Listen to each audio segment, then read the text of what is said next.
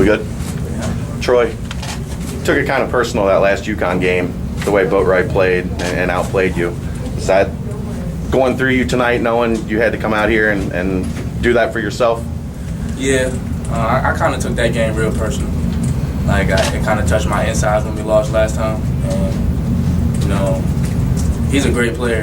And matchups like that is what you want to play. That's what you come to college basketball for. And, you know, playing against Boatwright and having a wonderful game is what's been running through my mind since practice. And every day I wanted to go out there and I wanted to get this dub. This dub was personal.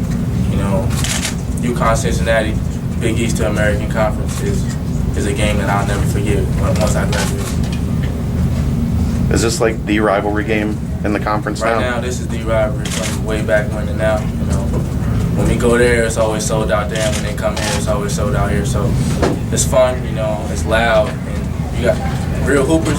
They take games like that personally. What happened? Did you just get over exuberant there and say a couple things? Is that how they caught you?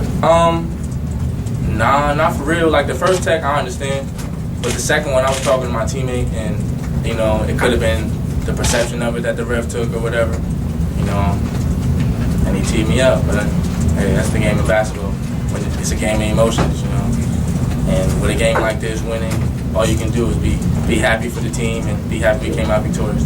So Gary, you first one you did say something? No, I didn't say nothing, but you know, I gave him a little look. You know, after the end one, I gave him a little look.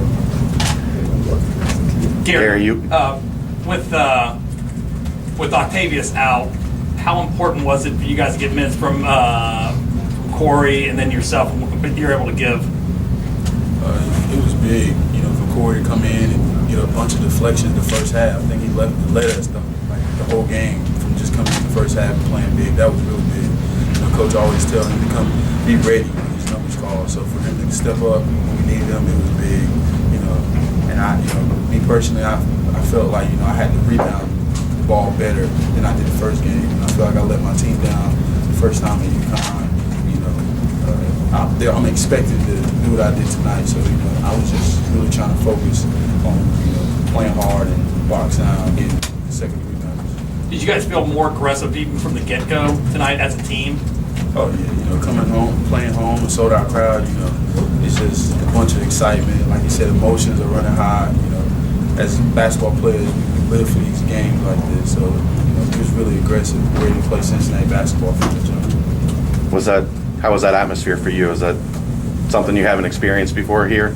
No, that was definitely my first one atmosphere like that, but it was a pretty good feeling. Gary, what was the difference for you? You had 2 points the first game. You talked the other day about how you wanted to atone for that, or whatever you want to call it. What was the difference? Why you were able to score more tonight?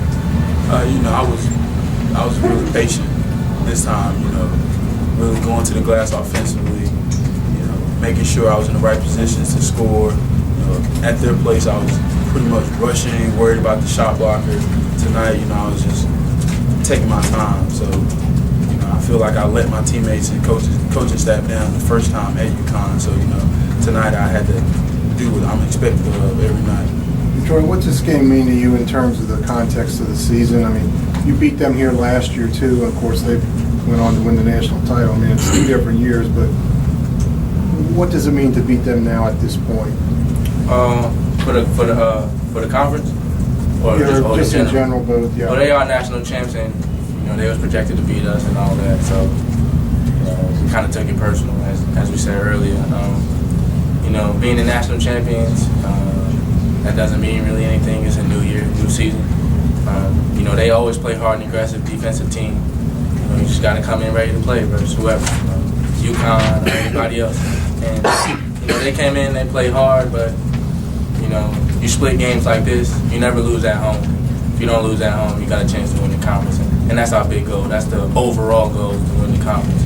You know, we lost at their house, we won here. You know, we'll see them again, but this puts us in the ratings for the top teams in the conference. Coach talked about making some adjustments to the zone in that time since you guys had the 2-game losing streak. Could you tell that it really frustrated them, and it seemed like they couldn't really get anything going until Boatwright got hot? Yeah, the whole coaching staff watched a lot of film, you know, day and night. They even showed us when we played them at their spot, we was playing like a bad man-to-man in the zone. And, you know, they made some changes. They figured it out what it was about. And, you know, we figured it out. And we made some defensive changes and we stopped them. And they couldn't really figure it out throughout the game. Gary, how much does this suit you being on that bottom wing, being able to be aggressive? Because it seems like at least once or twice a game you're able to jump a passing lane, get a steal, and make something happen. You know, before I wasn't really doing it, but Coach Cronin actually, when he sits in practice, when we fixed it, you know, he was yelling at me, "You got to get off that block." Like I said, Coach Savino is always yelling, "I need a steal from you this game." So, you know, I'm always looking to be aggressive on that wing because, you know, high school I was in the paint. So, like, when I get those things, I feel so good inside when I get a steal. I feel like I play good defense, but really I'm just reading.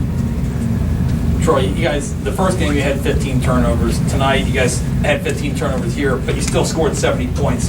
Why the difference? Why the better offensive output tonight, despite the number of turnovers? We had 15 turnovers, but, you know, we didn't give them transition points off turnovers.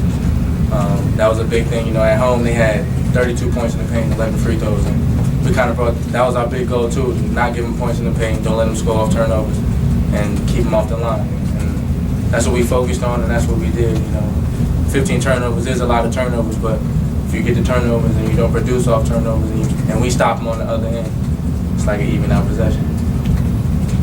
Did it feel like that same thing was a problem for you in the first half? You guys turned them over 9 times, but you know, you weren't able to really get that going and just scoring off of them. Yeah, I wouldn't say that we just couldn't hit shots for real in the first half, but we were still, you know, we still got the lead. We still got 2 points off turnovers. So it wasn't like a thing that frustrated us or put us down. You know, we was always up. It's just off those things, those don't come every time, every possession, and when you do, you try to capitalize. You just put the headband on because of the bump? Yeah, the bump. Had to contain it. You It was a little got swollen. to keep it now? The headband? Yeah. Nah, it was just a little. I mean, you got a career high. I wouldn't say that's because of the headband. I say Did you know the headband's already opened a Twitter account? Oh, yeah, see? But, hey, we'll never know it. We'll see next game, huh? Anything else? Done with the headband? The headband, You going one and done with the headband? most likely. I'll probably go one and done with it. It was bleeding then? It was like, yeah, like in the middle of it, it was kind of bleeding, but it wasn't nothing leaking down my face. It was a big knot, and right in the middle, in the pointer, it was kind of bleeding a little bit. You know, the trainers did a good job to get it down, wrapped her up, put the headband on it, and we was back out there. Thank you.